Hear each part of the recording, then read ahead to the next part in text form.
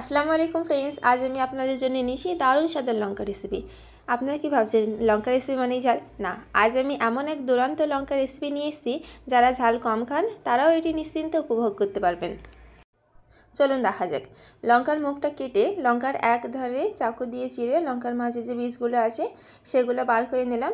প্রতিটা লঙ্কার বীজ একই রকমভাবে বার করে রাখলাম। এখানে কিছু আলু সিদ্ধ করে রেখেছিলাম। আলুটা হাত দিয়ে বা অন্য কিছুর সাহায্যে ছেড়ে নিতে হবে।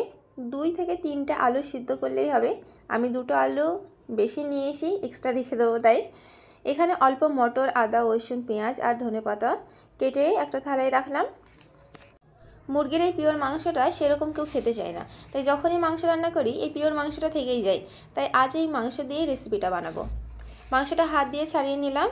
কড়াতে তেল গরম হলে দিয়ে দেবো গোটা জিরে আর পেঁয়াজটা একটু লালচে ভাব হয়ে আসলে দিয়ে দেবো রসুনটা নেড়ে দিয়ে দেবো আদা, লবণ, হলুদ, একটু ধনে গুঁড়ো, অল্প লাল লঙ্কার গুঁড়ো, সব কিছু অ্যাড করে মশলাটা একটু ভালোভাবে নেড়ে নেব।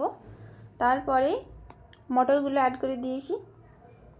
মটরগুলো দিয়ে অল্প একটু পানি ইউজ করব যাতে মটরগুলো ভালোভাবে সিদ্ধ হয়ে যায়।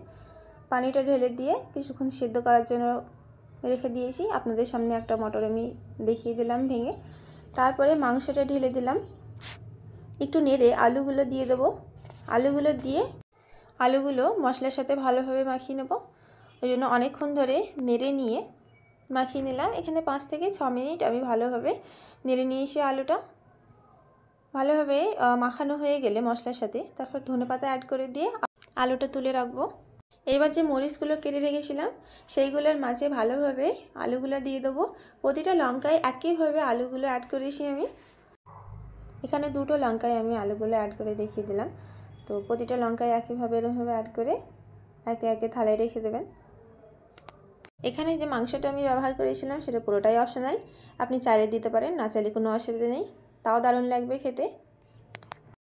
অন্যদিকে কড়াতে তেল দিয়ে তেলটা গরম হলে লঙ্কাগুলো একে একে কড়াতে এইভাবে সাজিয়ে লো ফ্লেমে 2 পিঠ ভালোভাবে ভেজে নেব। মিডিয়াম ফ্লেম বা হাই ফ্লেমে দিলে পুড়ে যাবে। এটা লো ফ্লেমে দিয়ে 2 পিঠ ভালোভাবে ভেজে নিলেই তৈরি স্পেশাল লঙ্কা রেসিপি। এই লঙ্কা রেসিপিটা গরম গরম ভাত বা রুটির সাথে খেতে দারুণ লাগবে।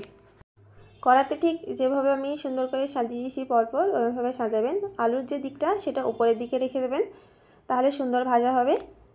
ভিডিওটা ভালো লাগলে যদি ফেসবুক পেজ থেকে দেখে থাকেন তাহলে অবশ্যই পেজটি ফলো করে পাশে থাকবেন। আর যদি ইউটিউব থেকে দেখেন তাহলে সাবস্ক্রাইব করতে ভুলবেন না। সবাই ভালো থাকবেন, সুস্থ থাকবেন। দেখা হচ্ছে পরের রেসিপিতে। ভিডিওটা ভালো লাগলে অবশ্যই ফ্রেন্ডসের মধ্যে শেয়ার করে দিন।